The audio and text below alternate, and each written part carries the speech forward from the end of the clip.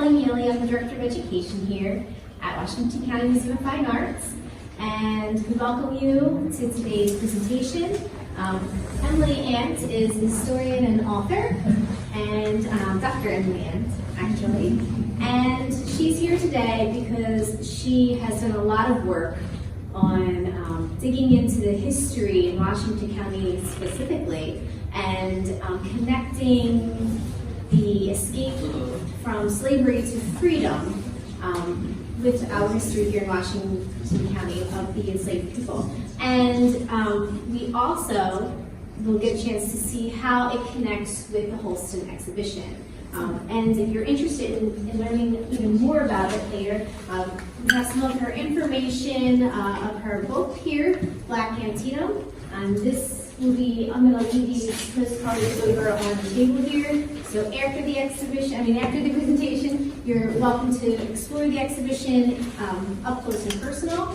And you are welcome to kind of browse the literature section here. I also have on the table Emilie Amt's brochure that she has created, which gives some interesting details of Washington County's history, actually Underground Railroad in Hagerstown specifically. So you're welcome to kind of look that over.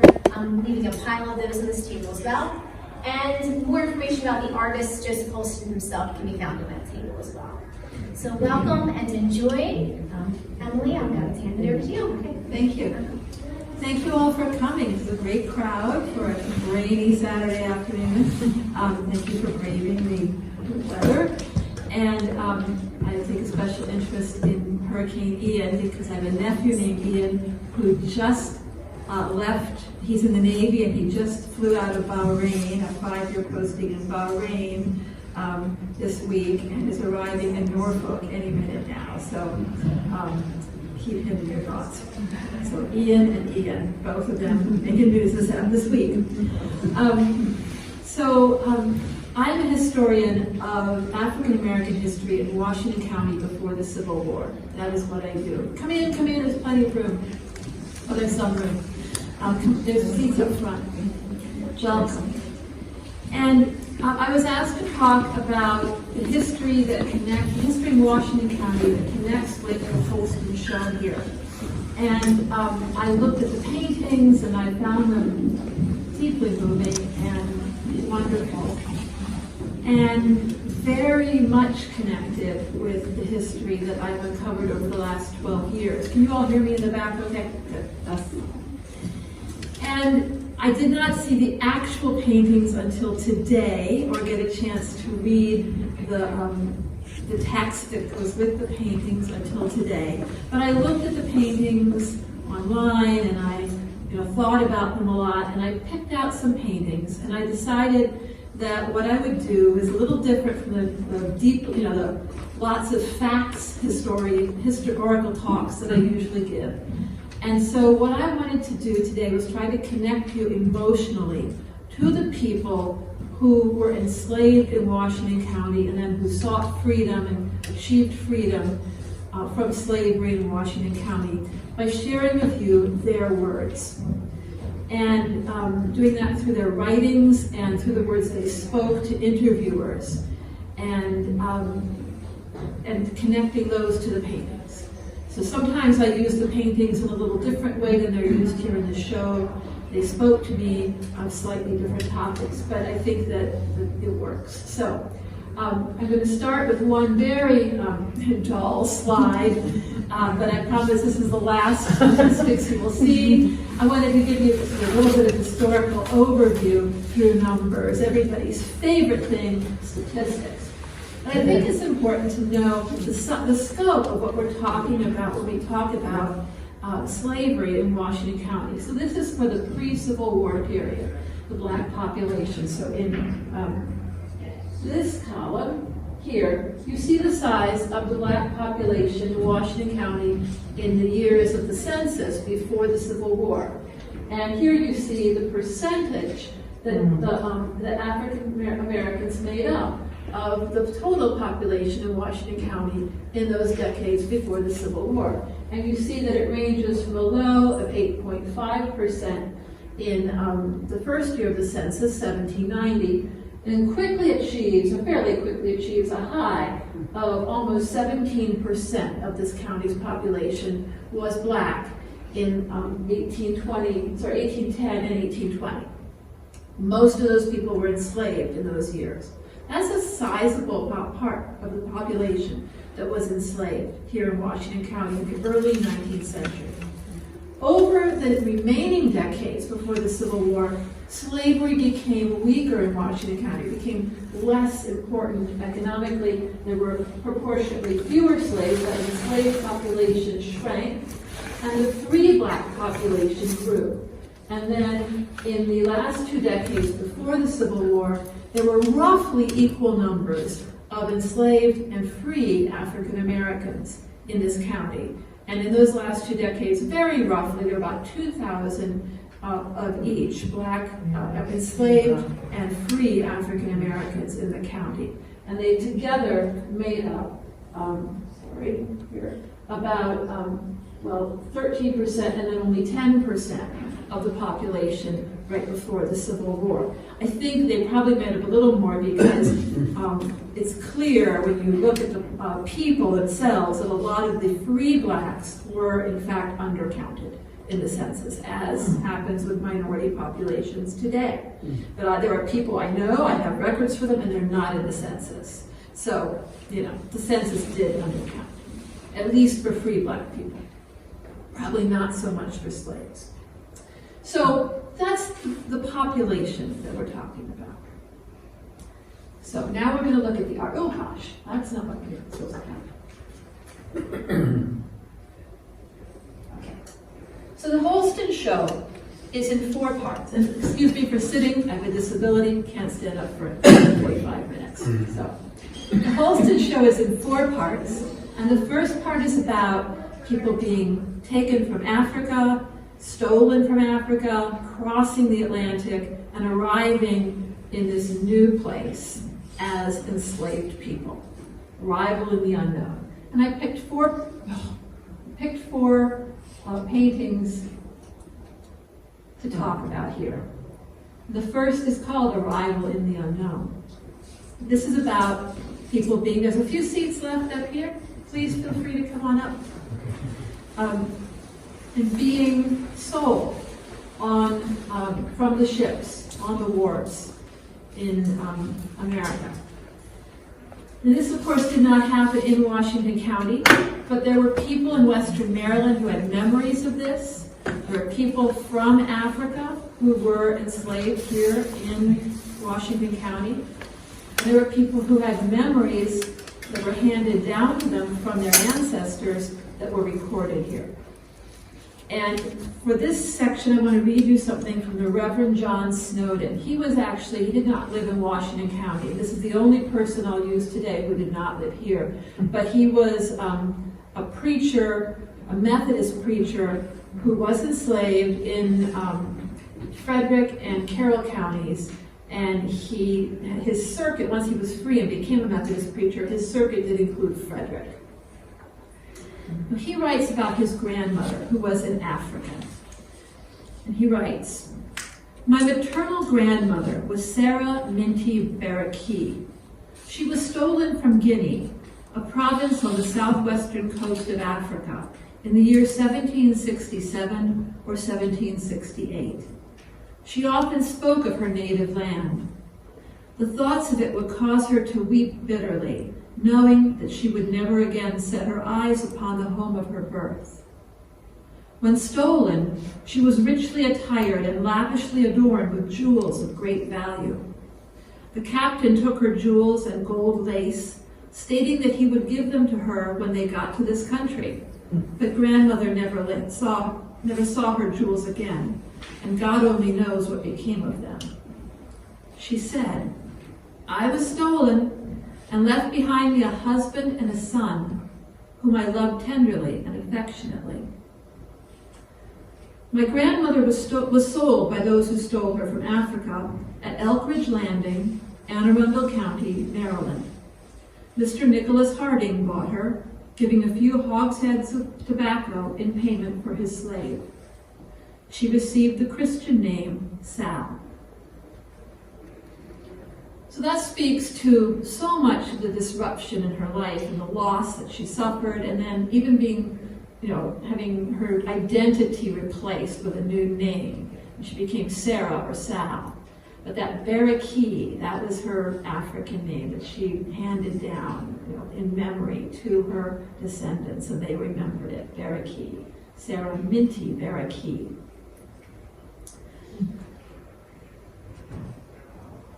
On the block.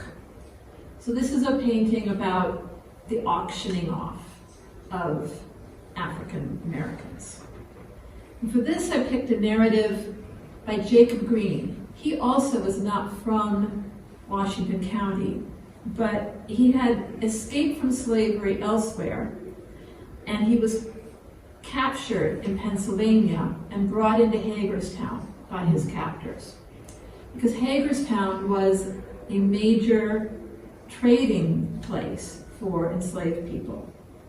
And he wrote this account of his experience at the Hagerstown jail, which was a site for many slave auctions. He writes, "In Hagerstown I was placed in prison with a collar round my neck for 11 days.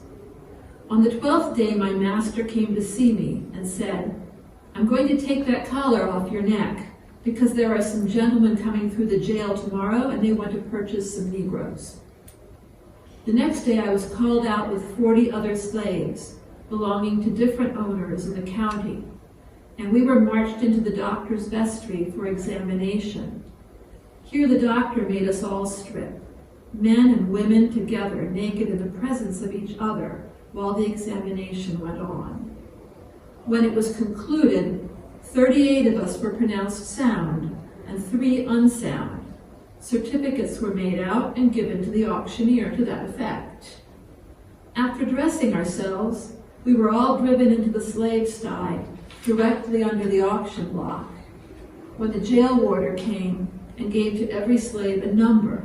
My number was 20. Here, let me explain that in the inventory of the slaves to be sold, all go by number, 1, 2, 3, and so on. And if a man and his family are to be sold in one lot, then one number covers them all. But if separate, then they all have different numbers." Well, he had a lot more to say about that auction, some of the bad things that happened in it. A couple slaves were killed because they resisted. It's a really horrific tale.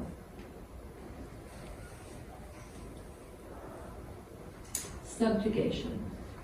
This is a picture, obviously, of slaves chained together. And it reminded me of stories that occur over and over again in the accounts of eyewitnesses here in Washington County of what's called a coffle, C-O-F-F-L-E. That is a line of slaves chained together and being moved from one place to another. And there are a lot of accounts to choose from here, but this is from an interview with a man named George Ross. Ross had been enslaved in Hagerstown, and he had escaped in 1850, and he went to Canada. Many people from Washington County and from all over who escaped eventually went to Canada because it was the one place where you could really be safe and not fear being returned to slavery. He was interviewed in Canada before the Civil War and has left an interesting account of why he escaped. We'll come back to him later.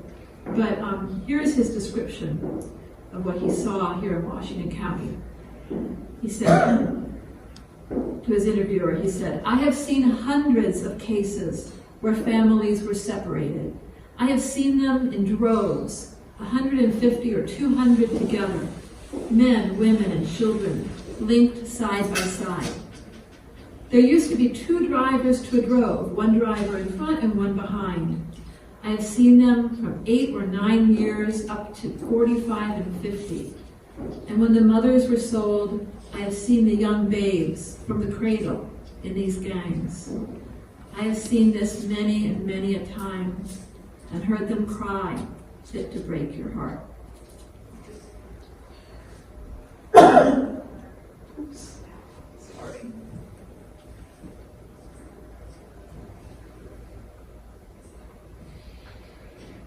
So this painting, Unbearable Loss, is about a child being taken from its mother by the slave trader.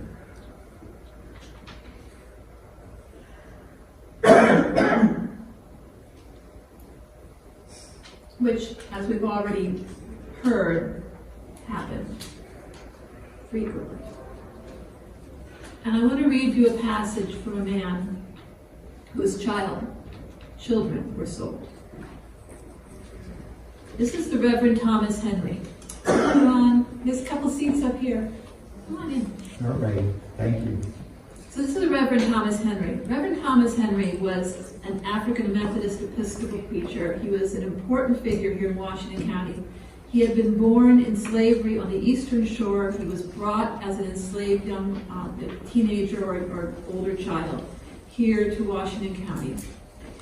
He was then freed under the terms of his master's will.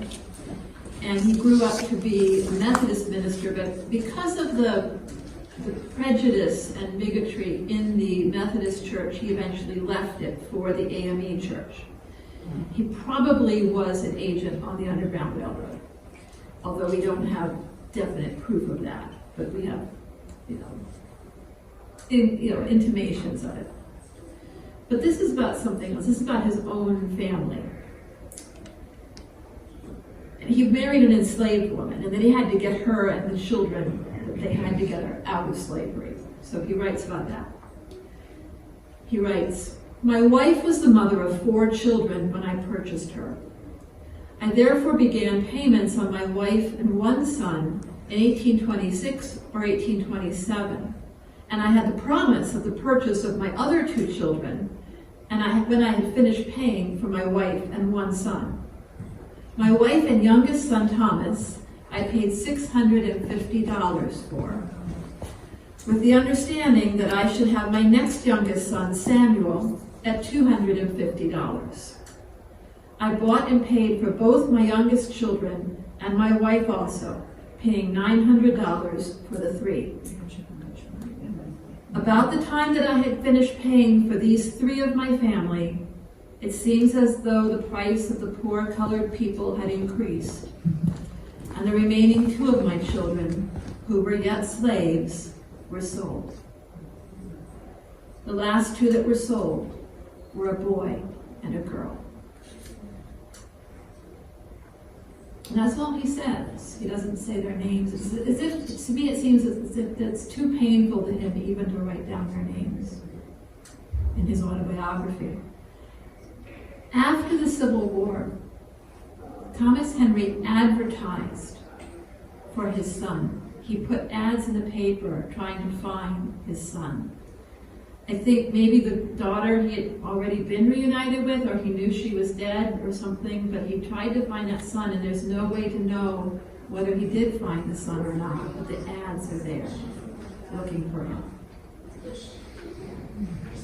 Okay. Part 2, living in bondage, life on the plantation. So in this part, I'm going to use just one writer. And this is a writer who is well known in Washington County, James Pennington, James W.C. Pennington. He was an abolitionist, a well-known abolitionist, one of the most famous men to come out of Washington County in the 19th century or any time. He was as well known in his day as Frederick Douglass almost, and he was a friend of Frederick Douglass. As a child, he was brought from the Eastern Shore to Rockland Plantation, which is down the Sharpsburg Pike, about 6 miles south of Hagerstown. If you're going south, it's on the right side, just after you pass the entrance to a prison, fittingly. And he grew up there into young adulthood. He was 19 years old when he decided to escape and to leave his mother and father and siblings behind. It was a rough decision for him, a hard decision. He was 19 at the time. His name in slavery was Jim Pembroke. His family were the Pembrokes. But then in freedom, he changed his name to James Pennington. He became a learned man. He went to Yale University. He became a Presbyterian minister. He wrote books. He was famous abolitionist and civil rights activist. And from his autobiography, The Fugitive Blacksmith, we learn a lot about life at Rockland Plantation and about slavery in Washington County. So some of the pictures in this section of the show really resonated with me in thinking about Pennington's life at Rockland. And I want to start with Madonna and Child. And when I read the text in the show that goes with this, it's about the closeness of mother and child. And it's clear Pennington was very close to his family. But I want to read you what he writes about the struggles of enslaved families from a child's point of view. He writes, "When I was about 4 years old, my mother and older brother and myself were given to the son of my master, who was about to settle as a wheat planter in Washington County. About this time, I began to feel another evil of slavery. I mean the lack of parental care and attention. My parents were not able to give any attention to their children during the day because they were working. I often suffered much from hunger and other similar causes. To estimate the sad state of a slave child, you must look at it as a helpless human being thrown upon the world without the benefit of its natural guardian."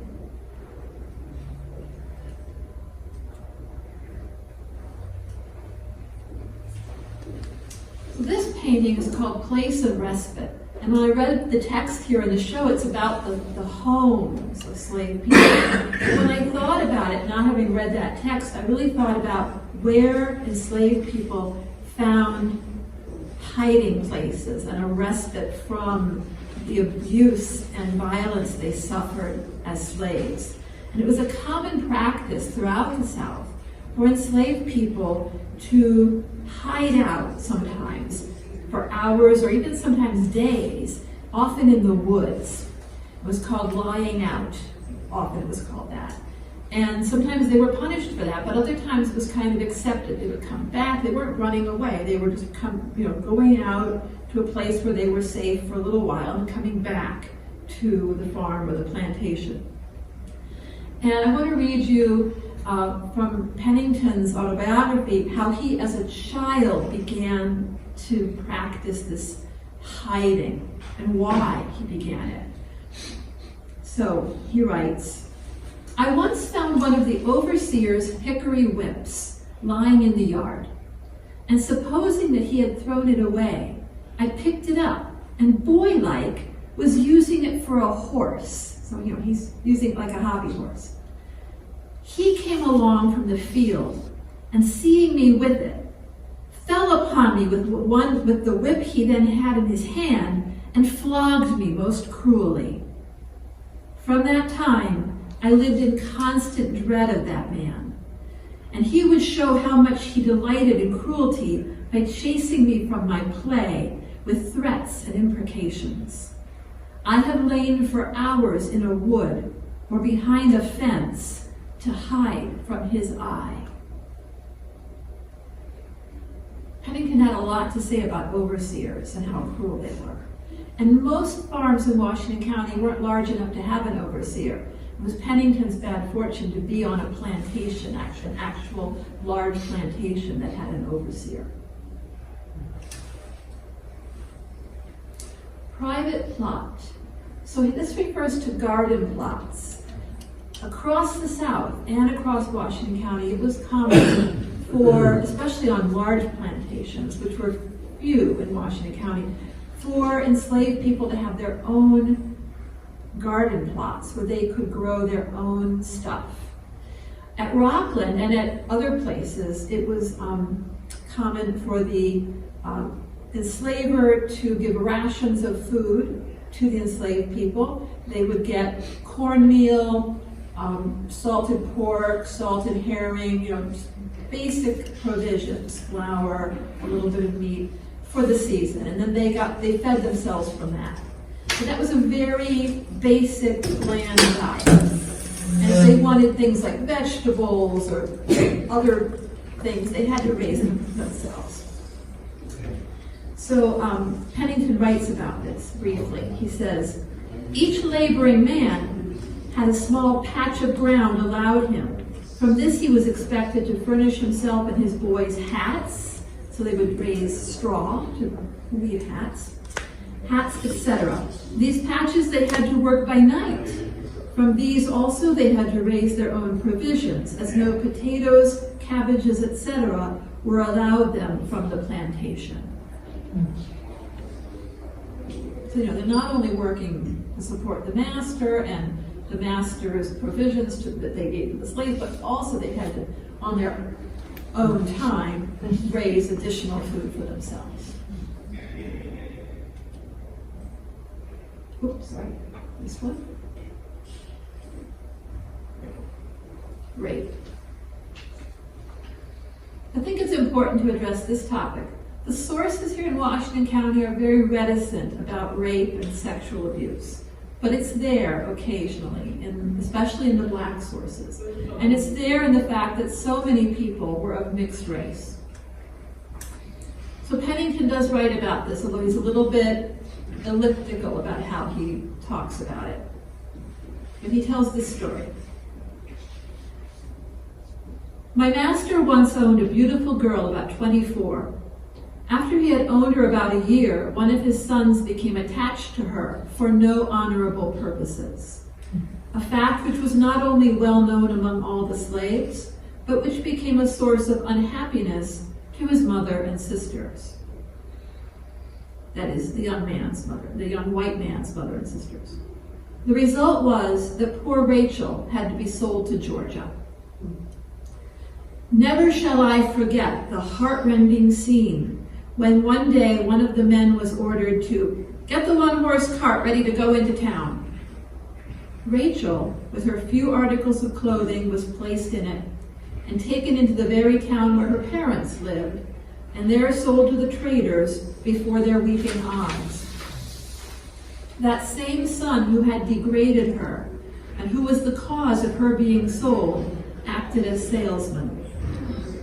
When this cruel business was being transacted, my master stood aside, and the girl's father, a pious member and exhorter in the Methodist Church, a venerable gray-headed man with his hat off, besought that he might be allowed to get someone in the place, in Hagerstown, to purchase his child. But no, my master was implacable. His reply was, "She has offended in my family, and I can only restore confidence by sending her out of hearing." After Rachel lay in prison a short time, her new owner took her with others to the far south, where her parents heard of her no more. So not only was she sexually abused, but then she was blamed for it, and she was sold away from Maryland. Well, calm down. What have I done? Okay, I can do this.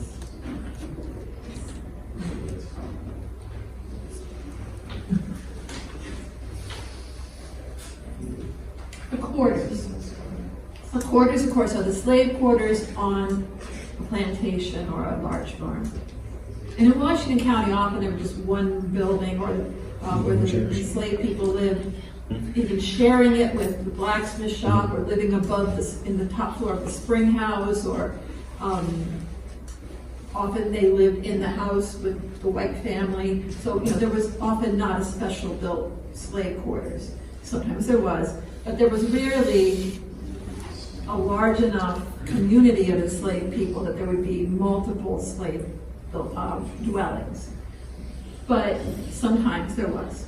Rockland is a place where there may have been a slave quarters, a multi-building. So I love this painting because to me those lines are sort of the bonds that tie the slaves together, that connect them as a community. Though of course they could also be the net they're caught in. And I think it's significant that it shows it at night, because that's when the enslaved community is actually living and having a community at night. When they're not working, that's their time to be together. And Pennington refers to this when he talks about this. This passage happens in his work right after an important incident when his father is whipped unfairly. And it's a snapping point for the whole family. He writes about this. He says, "This act, the unfair whipping of his father, this act created an open rupture with our family," between the family and the master. "Each member felt the deep insult that had been inflicted upon our head, the head of the family. The spirit of the whole family was roused. We talked of it in our nightly gatherings and showed it in our daily melancholy aspect. The oppressor, the enslaver, saw this and commenced a series of tauntings, threatenings, and insinuations with a view to crush the spirit of the whole family." And that was the turning point for Pennington himself. He was 19. He decided, I'm not going to be a slave anymore. And so he made the decision to escape. So now we go to part 3, the journey of escape.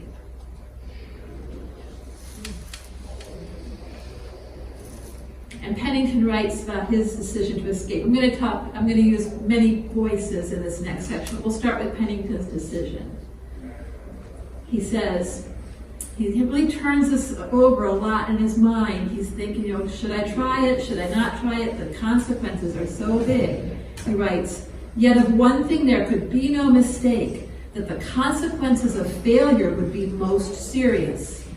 Within my recollection, no one had attempted to escape from my master, but I had many cases in my mind's eye of slaves of other planters who had failed, and who had been made examples of the most cruel treatment by flogging and selling to the far south, where they would never see their friends more.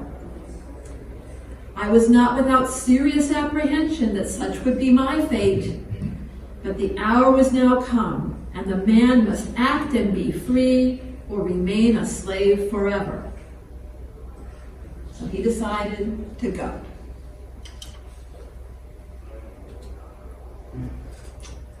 Now, this is the next piece where that study that you just saw becomes the painting. One of the great sources we have for the Underground Railroad is the book written by a man named William Still, who some of you may know. William Still was an organizer of the Underground Railroad in Philadelphia, and he received a lot of fugitives as they arrived in Philadelphia. And he wrote down their stories, including those of a number of people from Washington County. And I'm going to read you a couple pieces from the story of six fugitives, 6 people who escaped together from Boonesboro. They are Charles Bird, George Dorsey, Angeline Brown, Albert Brown, Charles Brown, her sons, and Jane Scott. And I just feel I should say their names. And William Still starts by writing about Charles Bird's motivation for escaping. And he says it was, quote, "simply to get rid of David Claggett, who professed to own him, and compelled him to work without pay for nothing. While Charles spoke favorably of Claggett as a man, saying at least that he was not what was called a hard man, nevertheless Charles was so decidedly opposed to slavery that he felt compelled to look out for himself. Serving another man on the no-pay principle, at the same time liable to be flogged and sold at the pleasure of another, Charles felt was worse than heathenish, viewed in any light whatsoever. He was prepared, therefore, to leave without delay." And I think it's really interesting that Charles Bird says, well, he wasn't what you call a hard man, and yet he was liable to be flogged. And this is a man who flogged his slaves. He wasn't the worst. He wasn't the hard. Pennington says the same thing. Pennington says, my master wasn't at all the worst. And yet his account is a catalog of beatings and whippings and abuse. And at one point, the master shoots at a slave just because he's pissed off. what was their measuring stick if these were not the worst masters? You really have to wonder. It's appalling. Okay, so that's why Charles Bird decided to say he was against slavery for himself and others. And then they escaped. Drink of water here. This group of 6. One of the cool things about Washington County is that often family groups escaped. You will read that in general, the most successful escapees were single men who could just, move on their own and, were less likely to be suspected of being runaways. But in Washington County, you often get family groups with women and even children in the group. And they make it. Sometimes they don't. A lot of escapes were unsuccessful, but sometimes they do make it. All right, so this painting, I learned when I read the text that the artist intended it to portray Underground Railroad operators moving escaping slaves or freedom seekers, I should say, from one safe place to another. But to me, it spoke so clearly of freedom seekers who took their master's carriage on horses and escaped that way. Because that happened, and it happened not that infrequently, and it happened multiple times here in Washington County. And that group of 6 people that I just named a moment ago, they did that. So here's William Still's account. This party availed themselves of their master's horses and wagon and moved off civilly and respectably. About 9 miles from home on the road, a couple of white men, finding their carriage broken down, approached them and unceremoniously seized the horses by the reins and were evidently about to assume authority, supposing that the boys would surrender at once. But instead of so doing, the boys struck away with them with all their might with their large clubs. They had armed themselves, not even waiting to hear what these superior individuals wanted. The effect of the clubs brought them, the white men, prostrate in the road in an attitude resembling to men dreaming. It was then the night, he says.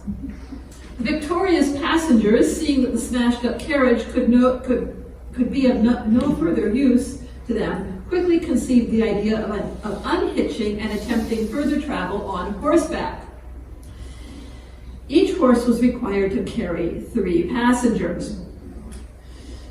So up they mounted and off they galloped with the horses' heads turned directly toward Pennsylvania.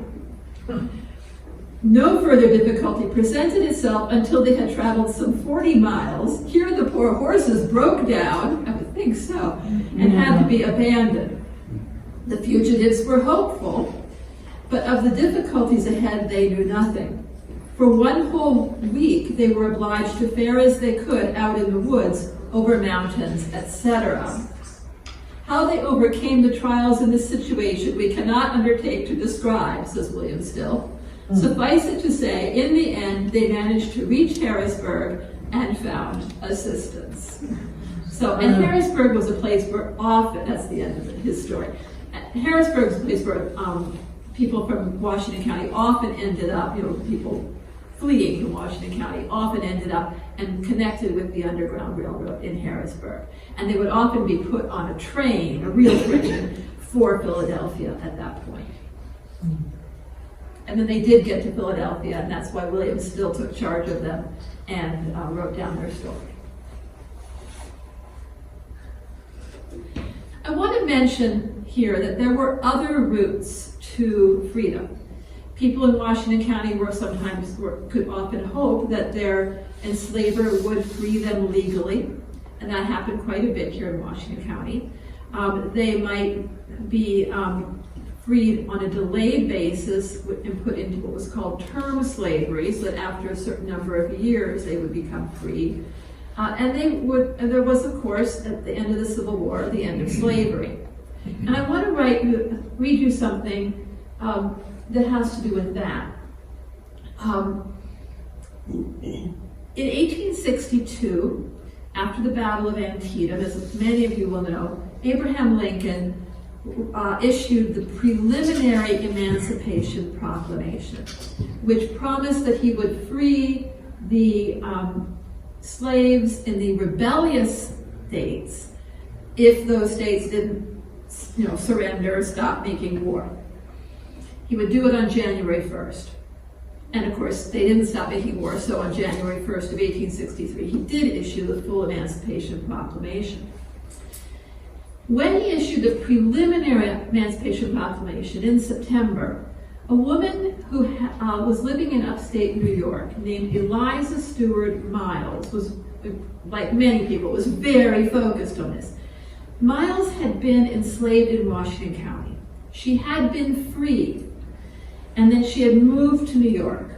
And she heard about the preliminary emancipation, and according to her grandson, she started praying, quote, that the war might continue until the stated time, that the president issue his promised proclamation of emancipation.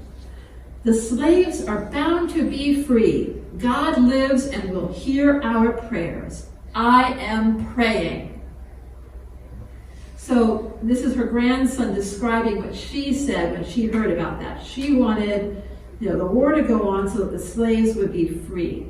Now, of course, it did happen, but of course it did nothing for people enslaved here in Maryland. They were not freed by the Emancipation Proclamation because Maryland was not a rebellious state. It was a Union state. Slaves in Maryland had to wait until November of 1864 and a new state constitution to free them.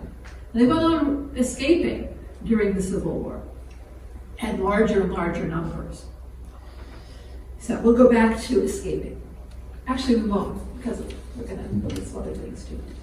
So the fourth part is about freedom and how people felt about freedom once they achieved it.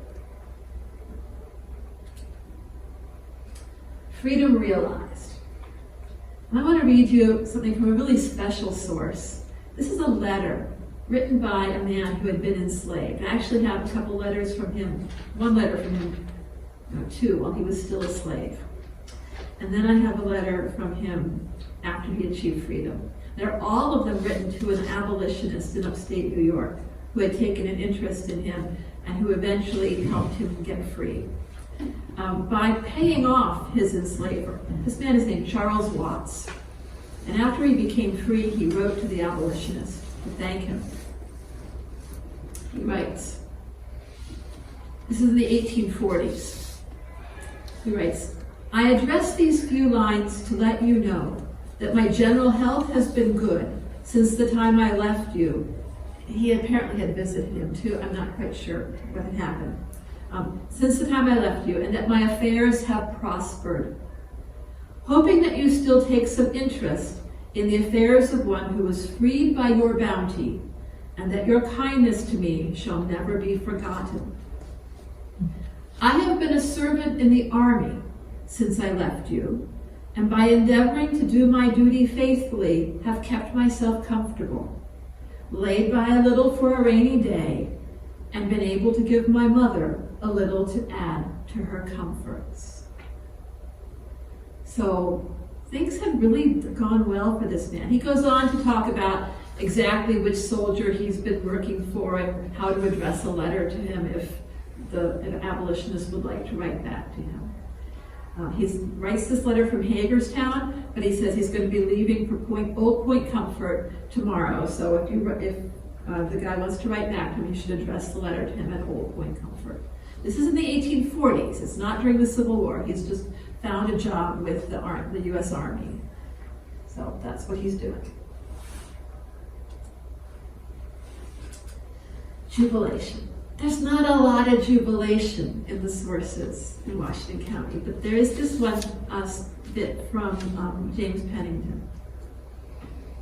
So after James Pennington left, he had a hard time on the road. He had some narrow escapes while he was getting to freedom. And he was hungry because he had not taken much food with him, hardly any at all. But he found a little food on the way. He'd been on the road a few days, and he describes what happened. He says, as I sallied out, he only traveled by night. He hid during the day. As I sallied out on Friday night, I felt evident benefit from the ear of corn I had nibbled away. My strength was considerably renewed. Thus encouraged, I set out with a better speed than I had made Sunday and Monday night. I had a presentiment, too, that I must be near free soil. I had not yet the least idea where I should find a home or a friend, since my spirits were so highly elated. Still, my spirits were so highly elated that I took the whole road to myself. I ran, hopped, skipped, jumped, clapped my hands, and talked to myself. But to the old slaveholder I had left, I said, "Aha! Old fellow, I told you I'd fix you."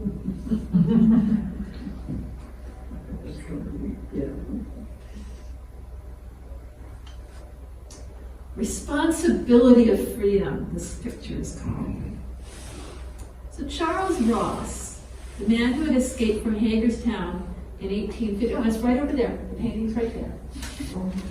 Responsibility of freedom. Charles Ross, I have two more bits to read you. First, this one. He had gone to Canada.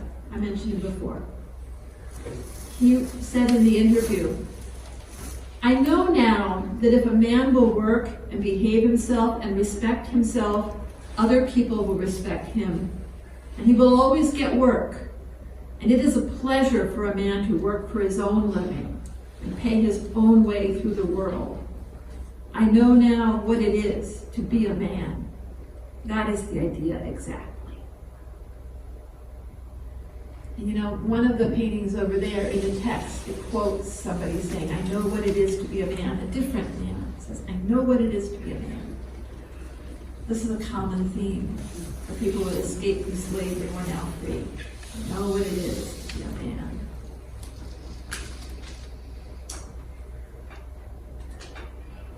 So this painting, Righteous Rejoicing, is right there on the wall. And I thought it was important to acknowledge the importance of religion to so many of the enslaved people, both in slavery and in freedom. I'm going to read from Pennington again. Pennington talks about an episode that's fairly famous in Washington County history, when a man named, a preacher, a white Methodist preacher named Jacob Gruber in the 18 teens or 20s, gave a sermon at a camp meeting near Fairplay, about, in which he preached that the slaves should be free. This did not go over well with the white audience, and he was arrested and put on trial. And he was acquitted, but still, it was a big deal. Pennington writes about this. He writes, "The Methodists at one time attempted to evangelize the slaves in our neighborhood, but the effort was sternly resisted by the masters. The Methodists, held a camp meeting in the neighborhood where many of the slaves attended. But one of their preachers, for addressing words of comfort to the slaves, was arrested and tried for sedition. This good man's name is remembered dearly till this day by slaves in that county. I met with a fugitive about a year ago." He wrote this he published this in 49 or 59, sorry. "I met with a fugitive about a year ago who remembered distinctly the words spoken by this preacher, and by which his own mind was awakened to a sense of the value of his own soul.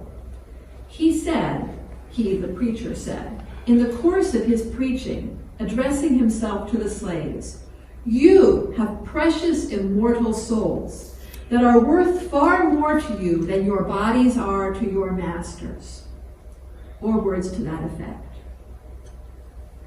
And here it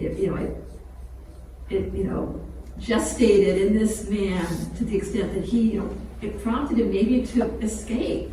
And then all those years later, he was still able to talk about it when he met this abolitionist Pennington. This is the last one. "Sun warms the free man." I want to go back to Charles Ross. It says a little bit more about how different freedom is from slavery, and how he didn't know that before he escaped. That wasn't why he escaped. but then he had a change of heart. Charles Ross said in Canada in his interview, "If I could not have been sold, and if it hadn't been for the threat of selling, if I could not have been sold, you may be sure I would not have left, because I could not expect to be any better off in slavery." He had kind of a cushy job in slavery. "Now, after coming to a free country and seeing the privileges I have by acting decently, you may depend upon it, I wouldn't stay there in Maryland any time. I would not care what privileges I had or how well I was treated. I would not stay there under any consideration, because I know how good freedom is."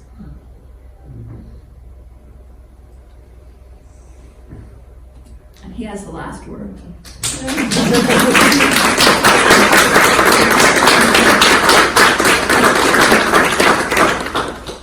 So that is a selection of the words, so many words that still survive from the people who were enslaved here in Washington County. That is just some of them.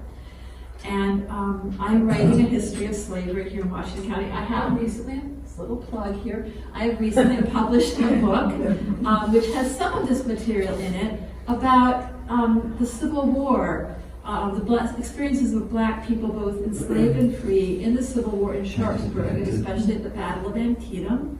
It's available online and in many bookstores around here, especially in Sharpsburg. And I have a website where you can read my blog. And if you have specific concerns or questions, feel free to email me. I have my card with me. And I'm happy to take questions if you have questions now. Now, we're all good. Hi, Anna. Hi, George. Yes. Are you familiar with, I want to say Anne Bowman, the writer, the professor from at the Allegheny Community College? Lynn Bowman. Oh, Lynn. Oh, yes, absolutely. Lynn and I are friends. Yeah. Absolutely, yes. So Lynn has done a lot of work on the Black communities out in Allegheny County. And She has done Yes. something too about, I just found it actually. and here on Jonathan Street. Yeah. Yes, she's 10 done days wonderful on work on Jonathan Jonathan. Street, yeah. 10 weeks on Jonathan Street. And it's a book that I frequently open to. She works a little bit she works really on the post-Civil War period. I work on the pre-Civil War period, but especially with my work on Halfway Cemetery, her book is invaluable to me. It's such a great resource. So yeah, I really admire her work a lot. Thank you for bringing it up. Have you come anyone else have you come across anything about the changing of the name of Summit and or Jonathan because the Black community was on Jonathan? I've heard that years ago, and I don't know anything about it. because it changed. Yeah, so the southern part of Jonathan Street is changed to Summit. Yes. That's all I know. I don't know why or when. It's not something I've looked into. Except for my work on Halfway Cemetery, I'm sticking mostly to pre-Civil War material. That's what I'm trying to keep my focus on. Yeah, this might have been after the Civil War. Probably, Yeah. I'm sorry. I didn't see the hand over here. I saw your hand, but yes, sir. Do you know an author wrote on the slavery that started in Africa and how it was learned by a white man to make money from the process through the roof? So how did white people learn The how to make? concept of slavery was started in Africa, and so Well, I the think that's- settlers went there, and so they must have learned some of these methods from that period. I think that's a little bit, I don't think that's really true. There was slavery in the Roman Empire, there was slavery in medieval Europe. So I think slavery is something that's been around as long as civilization. And most civilized societies have had slavery in one form or another. So I think to say that Europeans learned slavery from Africa is not Okay, true. well, that's probably not it. I'm not a Yeah. historian. Yeah. I was wondering if there's someone that wrote on that period and the fever that of the dollar sign started the movement here. Oh, certainly it was about, it was about money without a doubt, but it was also about, there were, and I'm not a historian of the origins of slavery. I work on Washington County and what was going on here. So by the time it got here, and there had already been slavery in Maryland for 100 years. So, or nearly 100 years. So, I'm interested in the lived experience of the people who were enslaved in Washington County, and I don't really work on the institution of slavery as, the big picture of it so much. I'm really a social historian of, what was it like for the people here. So you'll have to go to other sources for that Well, I'm not a question. historian, so it's Yeah. an obvious question. Like you said, it's been back in Egypt, Yeah. it's in the Bible. And further back than that too. Yeah. It's just Mesopotamia. Because that particular race was the one that was moved here, right? Gentleman in the back row. Yeah, so I know that a significant, at least earlier, a significant portion of the African American population was connected with iron furnaces, With the what? the iron industry. And Yes. Are there sources that capture those African Americans' experiences at all? Yes. There's the work of Jean Libby, and it's not, well, she published an edition of Thomas Henry's autobiography that does talk somewhat about the iron industry there. And she also wrote a master's thesis, which is about the iron industry and African Americans in Western Maryland, which is excellent. So those are the two places I would send you, the work of Jean Libby. And then the work that's being done at Catoctin Furnace right now, we go to their website and look at that material. They're just doing, that's in Frederick County, but they're doing tremendous work about the enslaved workforce at Catoctin Furnace. And that, of course, is connected also with Antietam Furnace here in Washington County. There's not a lot published on it. This is cutting edge stuff. But I'd say Jean Libby and then Catoctin Furnace is not, Washington County is not a place where there's a lot of, real scholarship written about slavery yet. I would say that while the furnaces had enslaved workforces, and they may have been one of the earlier large workforces, the bulk of enslaved people were not working in furnaces. Those were, specialized groups for the most part.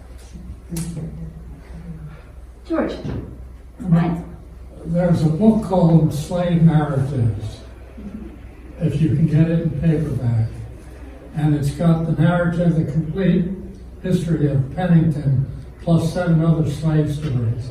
It's a paperback, and it's got, if you can still get it, it's called Slave Narratives. And Pennington's whole narrative is also online for free at the Doc South website. So just Doc South, and it's run by one of the Southern universities. I'm sorry, I'm forgetting, but just Google Doc South Pennington, and it'll come right up. You can read. It's not beautifully formatted, but you can also find it probably in Google Books or one of those sites. You can also buy it online, super cheap. So, and it's really, it's readable. It's well worth reading if you're interested in slavery in Washington County. It's a great escape narrative, but the sections that are about life at Rockland are short and very readable. Not like Thomas Henry. Thomas Henry, who's also available online at Doc South, is hard read. It's very chaotic, so it's not, afternoon reading. But Pennington is easy reading. Other questions? Yeah. You did mention that often the escapees then were hightailed to Canada. Mm-hmm. How did they know, like, where to go? Word of mouth. How did they know that? So they heard about it. There was, and one of them, I think it's George Ross, says, we were told that that it was too cold in Canada, it was too cold in the north, that we would die, that Canada was too cold, you couldn't survive there. But I figured, other people live there, I could too.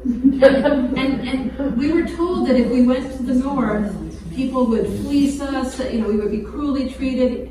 But one of the Washington County sources says that. But, so it's clear that enslaved people were told by white people, don't escape. It's bad news if you escape. You're just going to be treated terribly up north. They're out to get you up north. So there was a whole propaganda machine operating on enslaved people to keep them from escaping. Oh, you don't want to escape. Oh, it's terrible up there. Those abolitionists, they say they're your friends, but they're really going to just exploit you and put you, it's just another kind of slavery up there. I mean, you hear some of them talk about the kind of stories they were told. He said, I figured I could just dress warmly and it would be okay, and it is, it's fine. The enslavers know that they have to counteract the propaganda. And then in terms of getting up there, once they connect with the Underground Railroad, the abolitionists and the people who are friendly to escaped slaves, then they will find, they'll be told what routes to take, they'll be given money sometimes. So William still keeps a record of, we gave them expenses to get to New York, and then there's a New York record that said, we lodged them with so-and-so, we paid their expenses to get to Albany, and the Albany people are like, yeah, we put them on the ferry to Canada, blah, blah, blah. And so, there's a whole group of people moving people north. That's the Underground Railroad. The Underground Railroad doesn't really operate much, if at all, south of the Mason-Dixon line. It operates once you get to once you get to Pennsylvania. Once you cross the Mason-Dixon line, then there's all kinds of people who will help you move north, north, north. And maybe you want to settle in New York, maybe you want to settle in Philadelphia, but to be really safe, especially after 1850, when the Fugitive Slave Act was passed, it became much more dangerous to escape, to help escapees, or to settle in the north of, the northern states. Then Canada is the safety zone. So you really want to try to get to Canada if you can. First comment. Yeah. I want to thank you so much for letting us hear the voices of some enslaved people. Thank you. I think too many people would like us just to forget all this episode of our history. And it behooves us to keep it in our thoughts. More so than ever, perhaps. So anyway, you mentioned the Fugitive Slave Act. I think I read someplace where they were saying that the abolitionist movement really caught fire and had more support in the North after the Fugitive Slave Act was passed, in that it was going to require Northerners to participate in the capture of runaway enslaved people and participate in returning them back to slavery. And then the Northerners said, no way. And it would be criminal. Yeah, that's what it did. To see someone who was in a slave runaway and not captured. That's what it required, yes. And that was, it was really outrageous. pushed us more toward Lincoln becoming president. Maybe. So I can't really speak to what the effect was on Northerners as a whole. The abolition movement, again, not my specialty. So there are, I'm sure, much better sources for that. But that is what the Fugitive Slave Act did. It said, it is a crime now to help, enslaved people who are escaping it. And it is the duty of people, of white people in the North to, of everybody in the North to help catch escaping slaves. And it also made the standard of proof much lower. If some Southerner comes up and says, this is my escaped slave, then the presumption in court was that it was the escaped slave. So, there were far fewer protections for any person who was accused of being an escaped slave. It was abominable. It was abominable. And you can see why it outraged people of common decency. I just have a small question about whether you knew how Pennington got to Yale. I don't, but there's a huge biography, which I don't remember now. He was the first person of color to attend, first African American, I should say, to attend Yale. And he earned his, I want to say he earned a doctorate there, but I think his doctorate was from Heidelberg. I think it was an honorary doctorate from Heidelberg. He was a very accomplished man. In But the he, 1850s or the 60s did he go? oh, it's earlier, because he was Over 40. Yeah, I think, yeah, I do not know the dates. Right. But recently Yale honored him, put up a portrait, and it was, really sort of made amends for not having really honored him earlier. But just a few years ago, they had a big ceremony and put up a new portrait of him and made a big deal of it. But he is a graduate of Yale. He is the first black graduate of Yale.